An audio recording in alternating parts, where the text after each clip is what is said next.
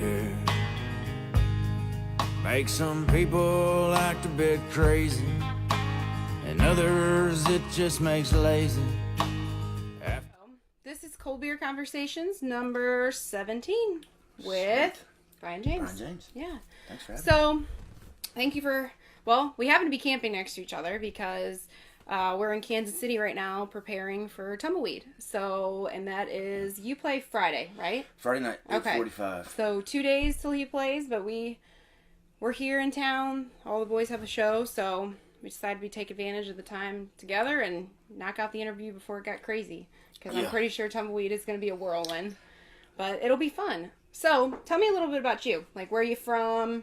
I'm originally from Texas, but I'm a military brat. My parents split when I was 2. Mom remarried a guy that was in the Army, and I've been to Ohio, Indiana, Germany. Germany? We bounced around Germany quite a bit over there, and then bounced back to Georgia, Alabama, Virginia, and then I moved to Florida on my own. How old were you? I was 18. I literally walked across the stage, got my diploma, and left. Wow. I was ready. What made you pick Florida? It was warm year round. And to be honest, I was playing professional golf at the time. And so I played that for about 5 years. Never made the PGA Tour, but I was playing the mini tours. Really? And Florida was a place to be. It's either that or Myrtle Beach or Mobile area because it's warm year round for the most part. And the competition was good. I mean, like I said, Florida's year round. I guess a lot of other golfers or people that want to be pro golfers are in that area because of the weather. Well, it's like being an actor in Los Angeles. I mean, it's flooded with golf professionals. Yeah. And if you're not playing, I mean, these guys are in the program trying to get jobs outside of Florida because they don't pay squat to golf pros in Florida because everybody's there. Everybody is one. So, I did that and bartended, waited tables, did construction. When did you start playing music? I've played music my whole life. My dad was a songwriter. He's got a couple songs into Willie Nelson, George Strait. Never cut any of them, but he got a few in. And I think like most boys do, you kind of want to do what dad does, so you're sitting around and he's playing guitar, and I'm like, oh, I want to learn how to do that, and didn't realize how difficult it was. Yeah. So it took me a year to learn a Christmas song. There's some people that just make it look easy. Yeah. I was never one of those. But, it took me a year to learn how to play a damn Christmas song with 3 chords, and of course the next step is, it's just starting to write, and kind of moving around like I did, it's a good thing and it's a bad thing. I mean, really, you learn how to meet people very quickly, but you kind of become very cold to an extent to where you don't let anybody too close to you because either they're leaving or you're leaving. So writing was always just a way for me to deal with whatever I was dealing with. Gives you a lot of good life experiences, though. Oh, I can't complain. Yeah. We've been to Italy and Greece and Germany and all that other stuff. It's neat to see. I would never want to go back because I don't like airplanes, but it was cool to see. It was neat, but the writing just became a venting point for me, basically.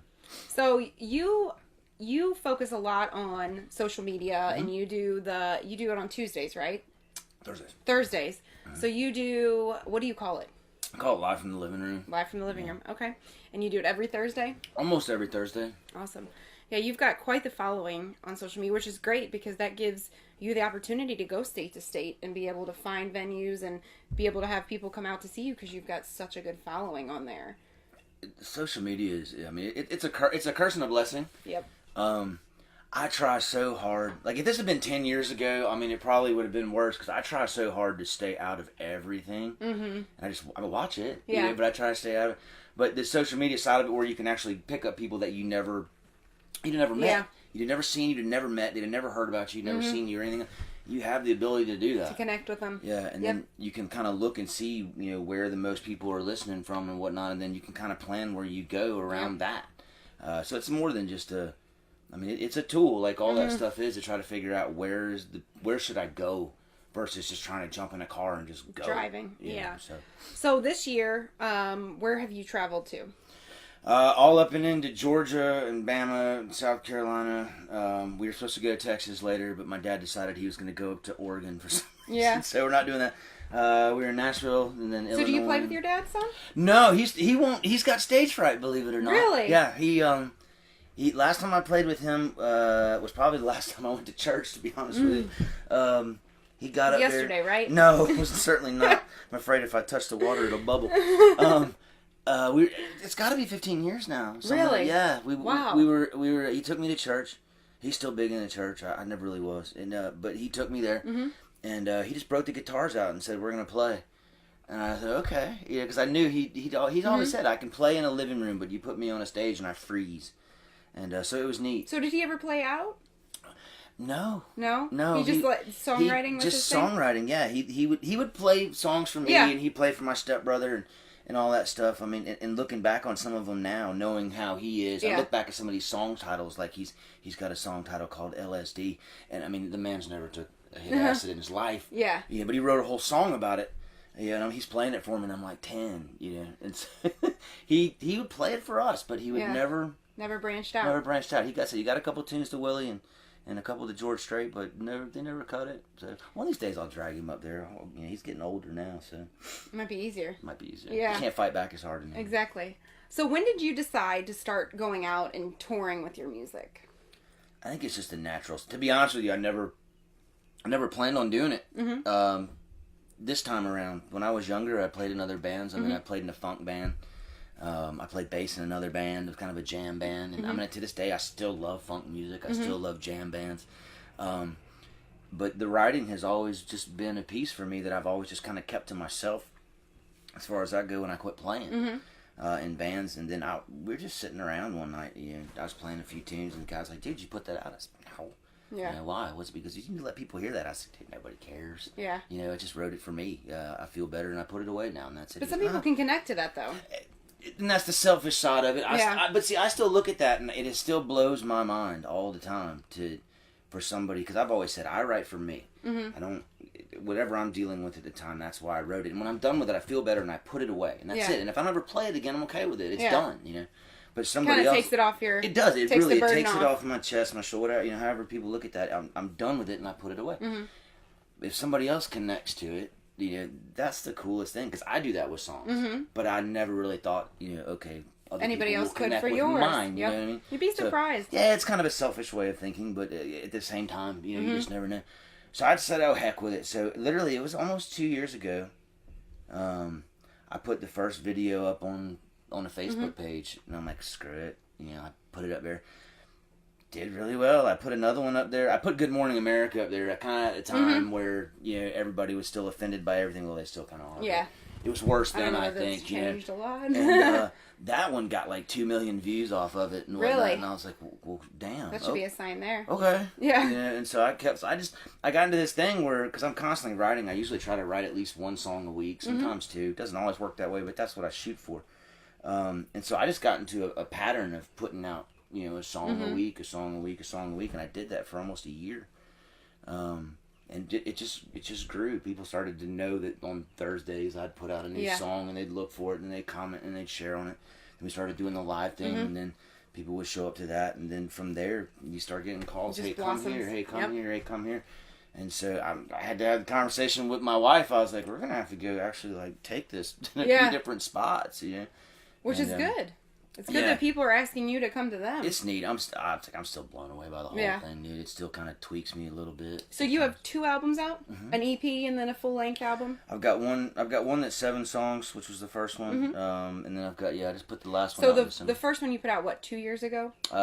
July, 2 years ago. Okay. 2 years ago in July. So your songs on your albums, are they all originals or have you had any covers on there? Yeah, no, they're all originals. I wrote all of them, but 2. I co-wrote the other 2. Who'd you co-write with? One I co-wrote with Marty Dodson, and one I co-wrote with Clay Mills. Marty's written a few things for Billy Currington. I think he wrote "Must Be Doing Something Right." Okay. And then Clay wrote Darius Rucker's "Don't Think I Don't Think About It," and a couple other ones. I Okay. think. And we wrote 2 together on that one, and the rest of them, in Florida, you don't have people to write with. Yeah. I mean, it's just, so it's you. Everyone's so spread out now, and social media's helped a lot of people connect on a different level, you know, that you wouldn't have been able to before.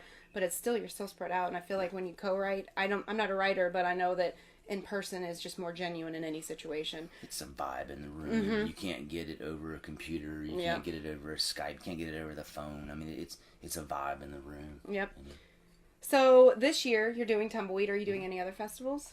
We just did Swanee River Jam, which was a bunch. Alan Jackson headlined that. Okay, cool. We got to Where's open that up- it's in Highland, Florida. they've been doing it for like 50 years. Everybody's played there. Haggard Really? played there. Whalen played there. I mean, it's a huge, huge event. They had Easton Corbin, Alan Jackson, a bunch of other guys. We got to open up for Tyler Farr, Cody. We opened. Cody Johnson was there. He played, cool. Yeah, he played 2 people after us in the LAX. So there was 4 of us that day. So we kind of opened the festival. So that was cool. We've done we've done a few Founders Days for a few different cities. We did Ocala's, Ocoee's. We've got another festival coming up probably in, I think it's November. There's another big Founders Day with I think Big and Rich are playing. Somebody else. They'll announce more of them. So in regards to songs that you've written, you said you try to write 1 to 2 every week. Do you have anything right now? When was the last album you put out? That was more recent. The last one I put out actually released December of 2010. Stupid thing, don't ever do that. In winter? Just the end of the year. Yeah. I mean, literally, everybody's ready for Christmas. Yeah. And then 18, you're done with 17. Yeah. Your album released in 17. 18, it's over. You're done. I was thinking it'd be a cool Christmas present. Yeah. But it did well. I mean, it came out top 8 when it released, and That's then cool. I can say I had a top 10 album. They can't take it away from me, which was neat. But it's a little over 6 months ago. So, and do you have any songs kind of on the writing block right now that are really you, that really encompass something special for you?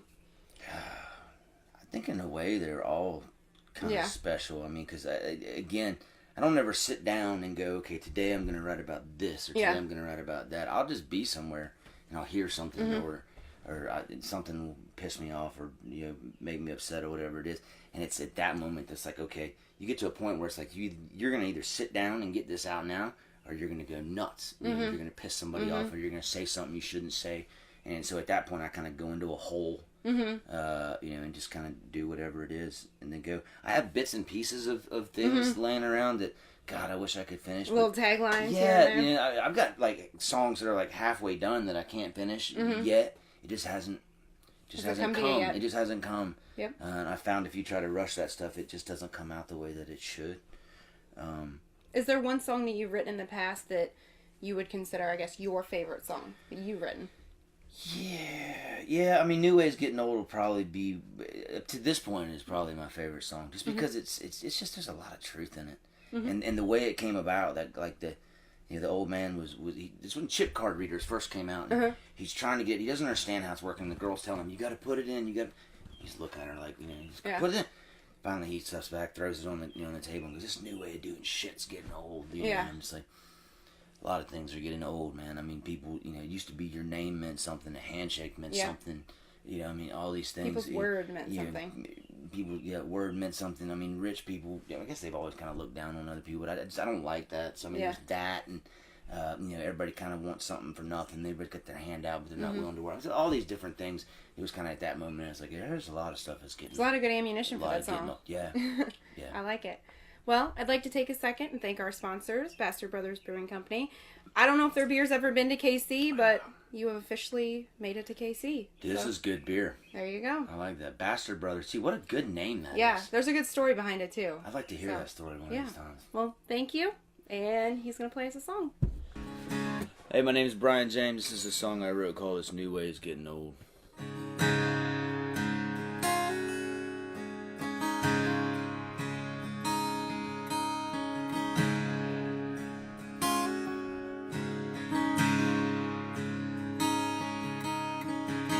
I'm tired of digging.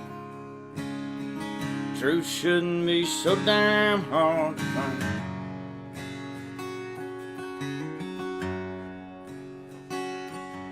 Truth is, we've all been forced to make a choice. How will people lie?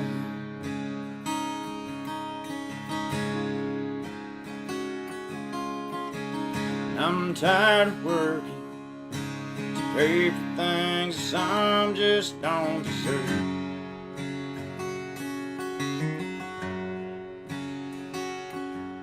Ain't never had a dollar come my way. Wasn't one I earned. Maybe I'm just from a different time. little more simple state of mind, where you're proud to work for what you own. Man's word as good as gold.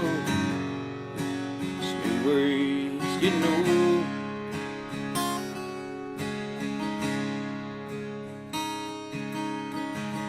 I'm tired of watching wealthy and the privileged put people down.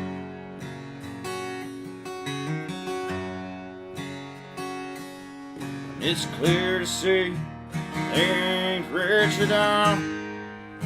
The things that really count. Maybe I'm just from a different time. A little more simple state of mind, where you treat your neighbor like they're your own. Don't go cast stones. This new way's getting old. Maybe we see things from a different side. A little more country state of mind. Don't try to judge me or what I own. You can't buy my soul. It's getting old. Don't try to judge me by what I own. You can't buy my soul. This new way is getting old.